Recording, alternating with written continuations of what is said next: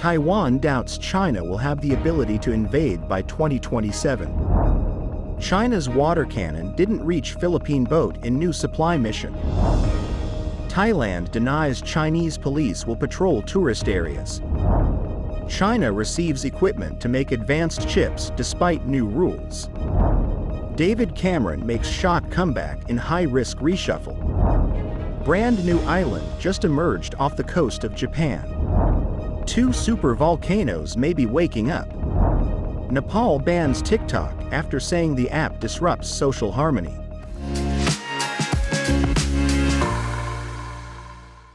Hello, I'm Wade Lee. Thank you for joining us on Funday News. It is Wednesday, November 15th, and here are your top stories. According to a top Taiwanese security official, Chinese President Xi Jinping is unlikely to have the capability to conduct a successful invasion of Taiwan by 2027, casting doubts on the progress of Beijing's military modernization plans. Wellington Koo, the head of Taiwan's National Security Council, said on Monday that Taiwan will continue to delay the People's Liberation Army's invasion timetable by strengthening its defense capabilities. Koo said, "I don't think it will happen in the near future, or at least within 1 or 2 years." He added, "If China needs to carry out amphibious landing operations to take Taiwan, I don't think it will have such capabilities by 2027. Koo said Beijing is already facing uncertainty next year from its own economic downturn, while the world must also deal with the U.S. election and wars in Europe and the Middle East. Koo said Taiwan would use mobile weapons such as anti-ship missiles, HIMARS rocket systems, drones, and Javelin anti-tank systems to make China's landing operations more difficult in the event of an invasion. An armed force of the Philippines official said on Monday that a China Coast Guard water cannon did not hit its target in the latest resupply mission in the West Philippine Sea. AFP spokesperson Colonel Medal Aguilar also said that the vessel ML Calayan did not sustain damage. Aguilar told Inquirer.net that ML Calayan was not hit by the water cannon.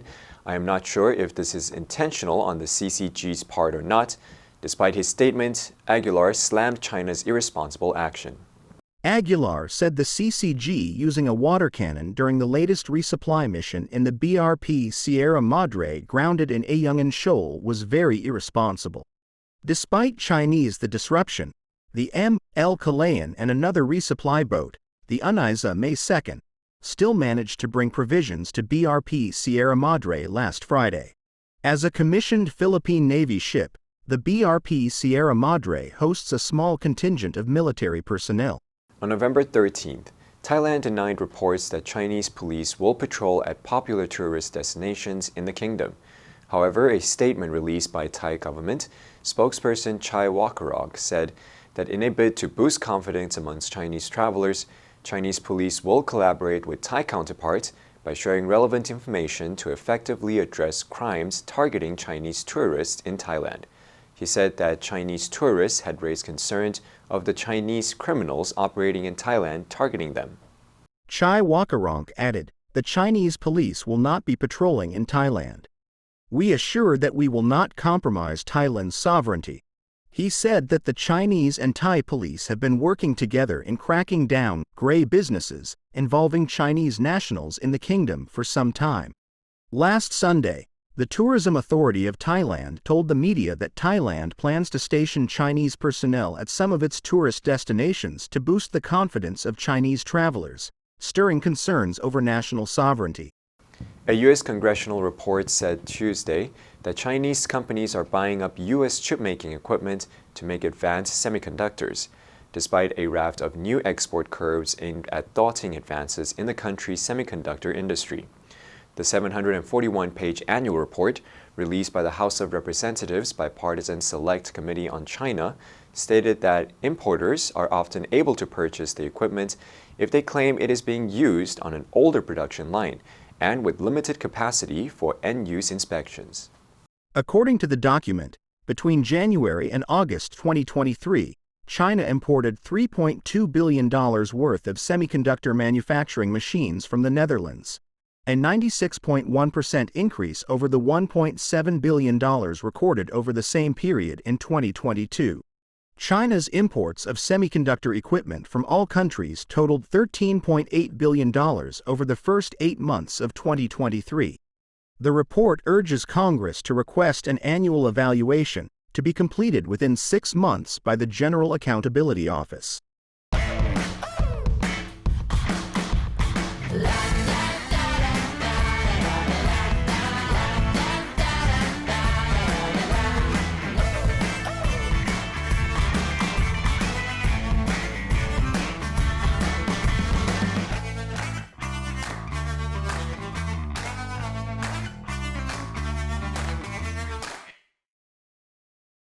Ex-UK PM David Cameron has made a stunning political comeback as Rishi Sunak's foreign secretary in a cabinet reshuffle.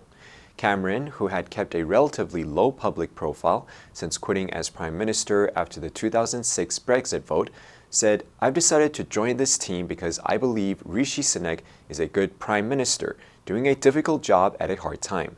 I want to support him." The former Tory leader said that although he had disagreed with some individual decisions by Sunak's government, politics is a team enterprise.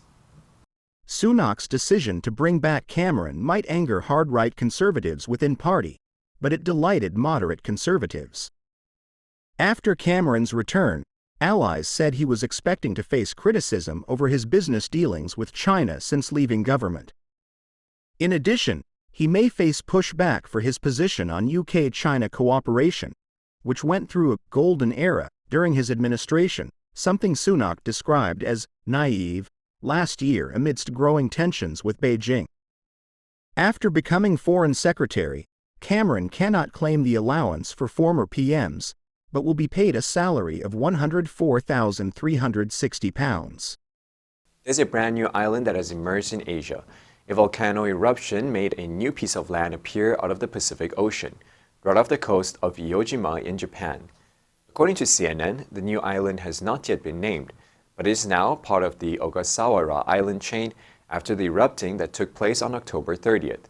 An analyst at the Japan Meteorological Agency told CBS News, "It's too soon to tell what the fate of this island will be, and a lot depends on waiting to see what happens in the future." Analyst Yuji Usui said, "We just have to see the development, but the island may not last very long." The media said just 10 days later, there was enough debris on the shallow seabed to allow a new island, formed of volcanic ash and splintered rocks, to poke 66 feet above the ocean's surface. According to the Japan Meteorological Agency's volcanic division, the new island is about 328 feet in diameter. Usui said the island has already started to shrink as seismic activity wanes.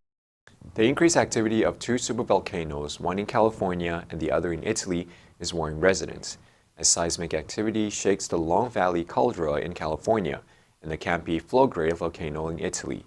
Some of those living nearby are preparing their evacuation routes just in case.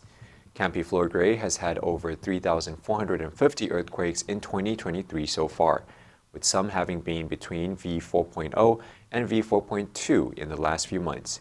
Meanwhile, the Long Valley volcano in California has had swarms of earthquakes. Supervolcanoes don't look like a typical conical volcano.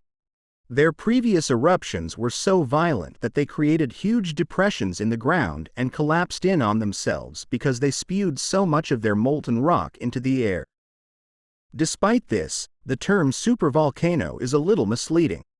Volcanoes only have to produce one V8 eruption to earn the supervolcano designation. It doesn't mean that every one of their eruptions will be of this magnitude. There are 20 supervolcanoes on Earth, including the 2 above. Nepal's government decided to ban the popular social media app TikTok on Monday, saying it was disrupting social harmony in the country.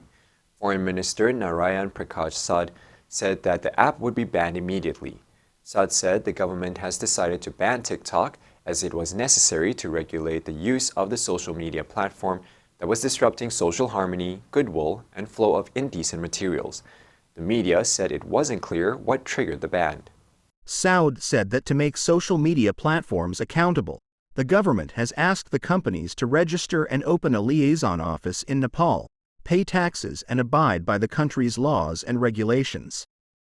It wasn't clear if TikTok had refused to comply with Nepal's requests. TikTok, owned by China's ByteDance, has faced scrutiny in a number of countries because of concerns that Beijing could use the app to harvest user data or advance its interests. The answer for yesterday was B, indefinite.